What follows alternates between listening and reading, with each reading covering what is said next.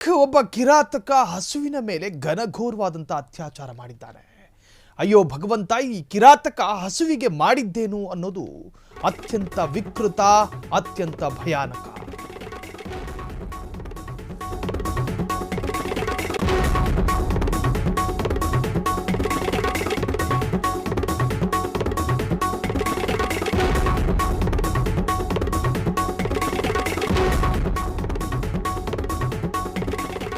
ನಲವತ್ತೈದು ವರ್ಷ ವ್ಯಕ್ತಿಯೊಬ್ಬನಿಂದ ಅಮಾಯಕ ಪ್ರಾಣಿಯ ಮೇಲೆ ಅಮಾನುಷವಾದಂಥ ಅತ್ಯಾಚಾರ ಮಾಡಲಾಗಿದೆ.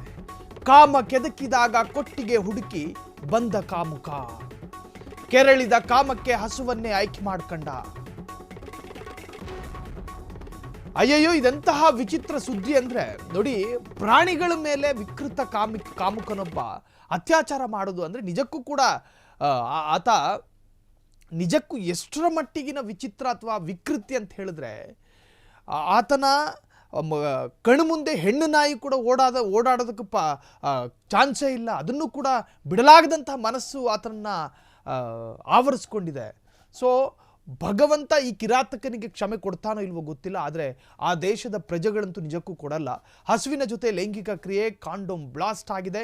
45 ವರ್ಷದ ವ್ಯಕ್ತಿಯೊಬ್ಬ ದನದ ಕೊಟ್ಟಿಗೆಯಲ್ಲಿ ಪ್ರಜ್ಞಾಹೀನ ಸ್ಥಿತಿಯಲ್ಲಿ ಪತ್ತೆಯಾಗಿದ್ದಾನೆ. ಇದೆಂತಹ ವಿಕೃತಿ, ಇದೆಂತಹ ಮನಸ್ಥಿತಿ ಅಂತ ಹೇಳಿ ಅಧಿಕಾರಿಗಳು ಕೂಡ ಶಾಕ್ ಆಗಿದ್ದಾರೆ.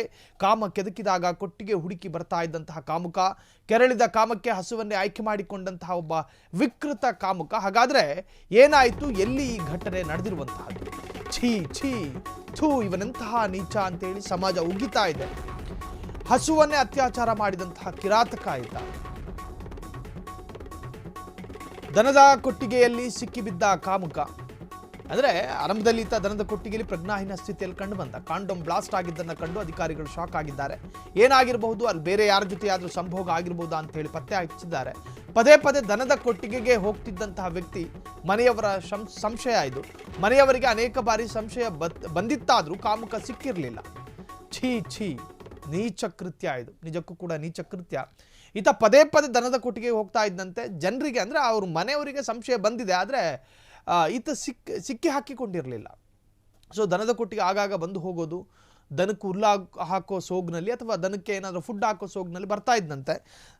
ಮನೆಯವರಿಗೂ ಕೂಡ ಸಂಶಯ ಬಂದಿದೆ, ಆದರೆ ಈತ ಸಿಕ್ಕಿ ಹಾಕಿಕೊಂಡಿರಲಿಲ್ಲ. ಆದರೆ ಅಧಿಕಾರಿಗಳು ಈಗ ದನದ ಕೊಟ್ಟಿಗೆಯಲ್ಲಿ ಪ್ರಜ್ಞಾಹೀನ ಸ್ಥಿತಿಯಲ್ಲಿ ಪತ್ತೆಯಾದಂಥ ಈ ವ್ಯಕ್ತಿಯ ಬಗ್ಗೆ ಒಂದಷ್ಟು ಹಿನ್ನೆಲೆಯನ್ನು ಕೆದಕಿದ್ದಾರೆ. ಕೆದಕುವಾಗ ಸಿಕ್ಕಿದ್ದು ಬೆಚ್ಚಿ ಬೀಳಿಸುವಂತಹ ವರದಿ. ಹಾಗಾದರೆ ಏನು ಮಾಡಿದ್ದ? ದನದ ಮೇಲೆ ಅತ್ಯಾಚಾರ ಮಾಡಿದ್ದು ನಿಜಾನಾ ಸುಳ್ಳ? ಈ ಘಟನೆ ನಡೆದಿರುವಂತಹದ್ದು ಬ್ರೆಸಿಲಿಯಾದ ಸಮಂಬಾಯಾದಲ್ಲಿ.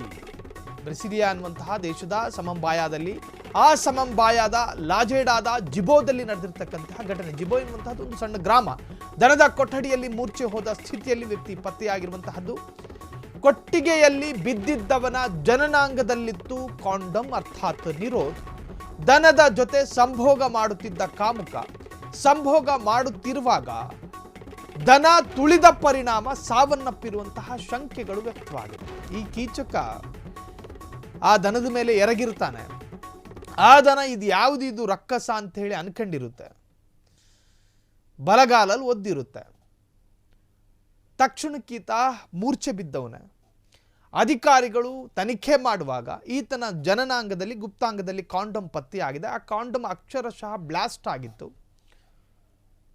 ಅನೈಸರ್ಗಿಕವಾದಂತಹ ಈ ಪ್ರಕ್ರಿಯೆಗೆ ಈತನ ವಿರುದ್ಧ ಆಕ್ರೋಶಗಳು ಕೂಡ ವ್ಯಕ್ತವಾಗಿದೆ. ಆದರೆ ಇದು ಎಷ್ಟರ ಮಟ್ಟಿಗೆ ನಿಜ, ಎಷ್ಟರ ಮಟ್ಟಿಗೆ ಸುಳ್ಳು ಎನ್ನುವಂತಹದ್ದು ಬ್ರೆಸಿಲಿಯಾದ ತನಿಖಾಧಿಕಾರಿಗಳ ತನಿಖೆಯ ನಂತರವಷ್ಟೇ ಗೊತ್ತಾಗಬೇಕಾಗಿರುವಂತಹದ್ದು. ಕಾರಣ ಈತನ ಜನನಾಂಗದಲ್ಲಿ ಕಾಂಡಮ್ ಪತ್ತೆಯಾಗಿತ್ತು, ಜೊತೆಗೆ ಈತ ದನದ ಜೊತೆ ಸಂಭೋಗ ಮಾಡಿದ್ನೋ ಅಥವಾ ಬೇರೆಯವರ ಜೊತೆ ಏನಾದರೂ ಸಂಭೋಗ ಮಾಡಿದ್ನೋ ಎನ್ನುವಂತಹ ಸಂಶಯಗಳು ಕೂಡ ಆ ಭಾಗದ ಜನರನ್ನು ಕಾಡ್ತಾ ಇರುವಂತಹದ್ದು.